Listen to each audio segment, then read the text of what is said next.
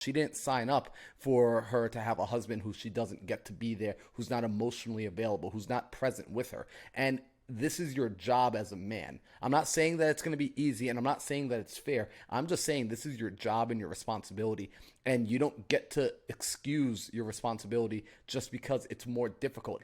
I wanted to make this video because earlier this morning when we were doing a sales training with the community, we had about 100 people inside there, and I opened it up for Q&A. And Kyle, you came on and you asked a really, really valuable question, and it stayed with me all day long. In fact, I was sitting down eating lunch and your question popped back into my mind.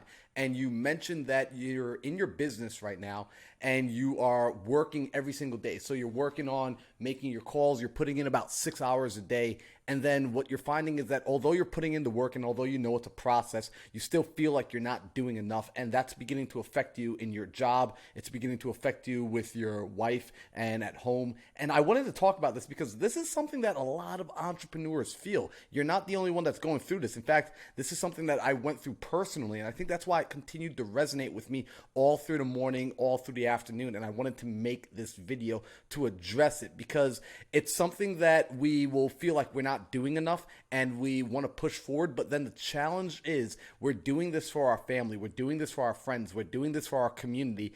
And we end up alienating those same people that we're saying we're doing this for.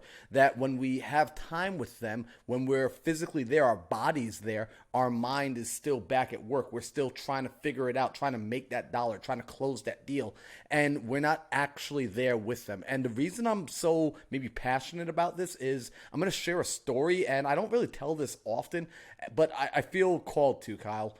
I dated a woman and she and I were together for about 4 years. She had come from a pretty bad relationship, or not a bad relationship, but she got divorced. And, as I got to know her and as I got to know her ex-husband, and I didn't really like him, but the reason I got to know him was because she had kids. And so the kids, he's their dad, he's still in the picture. So I got to see him and I asked her one day, I said, what was the deal? Because he's kind of a jerk now, like where he's at in this chapter of his life. He's kind of a jerky guy, if I'm being honest. And you don't strike me as the type that would ever fall for a jerk. Like, how did you two get together? And she explained to me, she said, Marlon, he wasn't like that in the very beginning. In the early stages, he was kind, he was sweet, he wrote love letters, he was caring, he helped the homeless, he did all this kind of stuff. He was a very gentle spirit.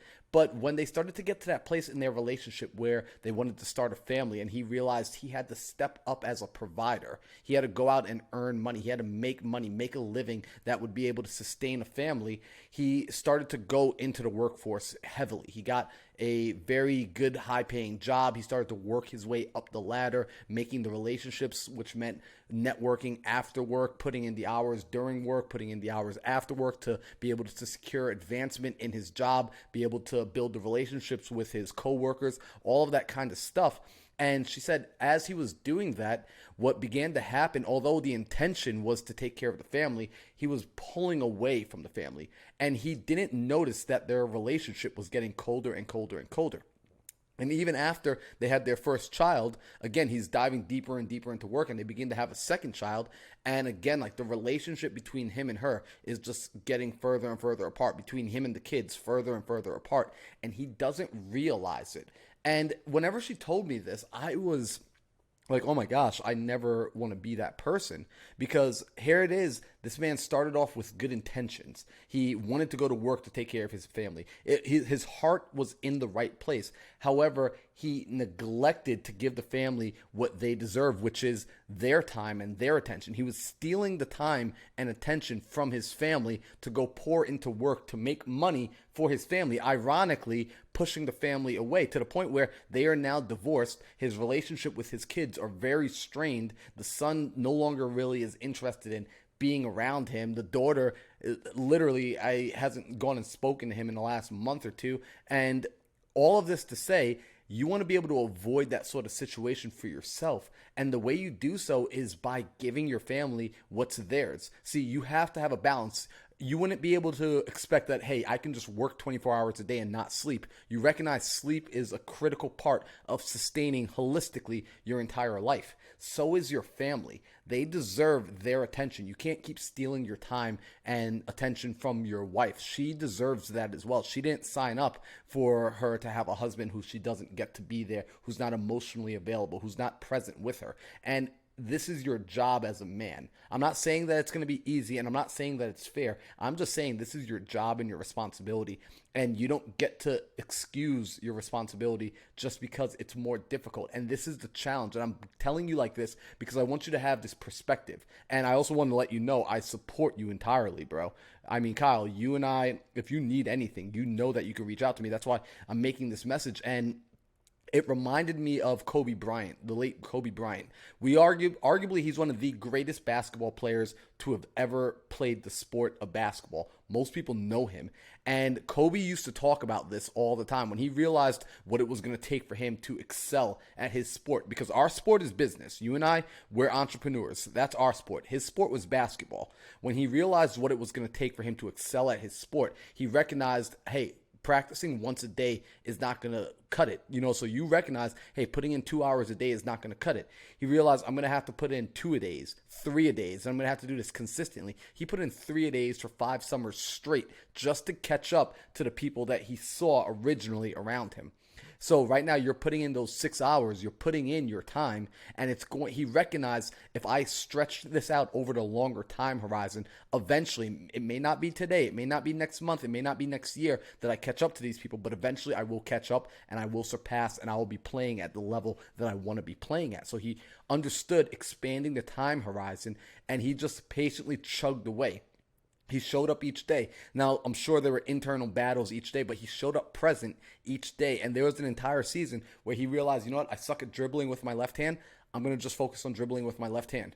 Right? He was sacrificing games. He was sacrificing battles to win the war. So he was going into these games sucking, but he was playing with his left hand so he can improve at that skill. Once he got that dialed in, great. Now I need to be able to shoot with my left hand.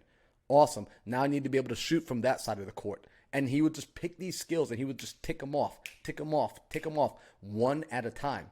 And now this is where it gets really interesting.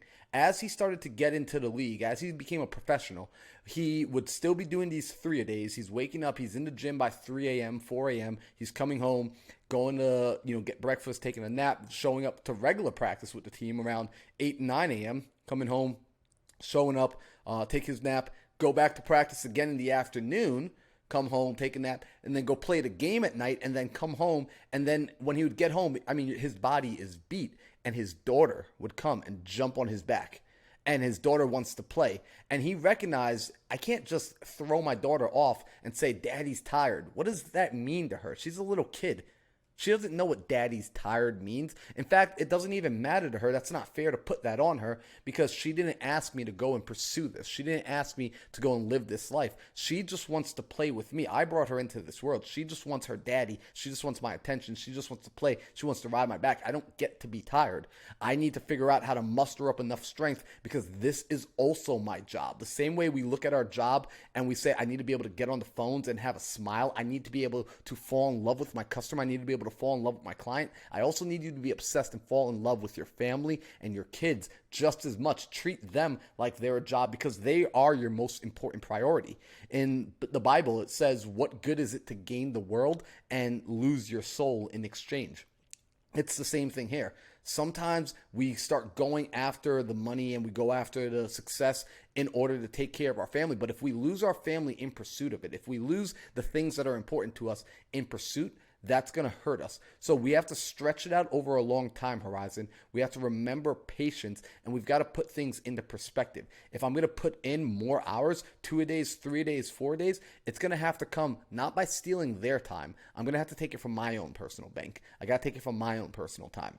So my free time is where I'm going to put in that work, but I'm not going to steal it from work. I'm not going to steal it from my W-2 if I'm still using that to take care of my life and my family, and I'm not going to steal it from my family. I'm not going to steal it from my wife and my kids. So I want to remind you of that, Kyle. And this was just weighing on me during lunch. And I wanted to reach out and make this video so that it can be helpful for you. And hopefully you don't mind me sharing this. I don't think you do, because, you and I were talking about this in front of about 100 people on Zoom this morning inside the community. So that's amazing. And for those of you that are watching that aren't Kyle, hopefully this resonated with you, because sometimes someone else's challenge or difficulty might also be yours, and the solution for them may work for you. So that's why I wanted to make this video really for everybody, because I just know how much I thought about this early on in the days when I was with my ex and she told me that story, and it just stayed with me. And I thought to myself, I will make sure that I am the man who is able to balance and integrate my life, my family, and my work all together. I'm not going to lose one to sacrifice for the other. It's unacceptable. I'm not letting it happen. I'm going to create a life that has everything. When the people say you can't have your cake and eat it too, I'm just going to say, watch me. So Kyle, hopefully this video helped. And for everyone else, if you're watching, let me know what you thought about this. Leave a comment down below. And if you're new to the channel here, go ahead and click like and click subscribe and comment below. Let me know if you agree with me, if you disagree with me. And also, if you have something that's been weighing on you, if you want some advice on something, I love making these sort of videos. I like going through my DMs. I like going through and making videos about problems or challenges, I'll say, that people have presented to me. So hope you all enjoy your day, and I'll talk to you soon. I got $1 billion mindset.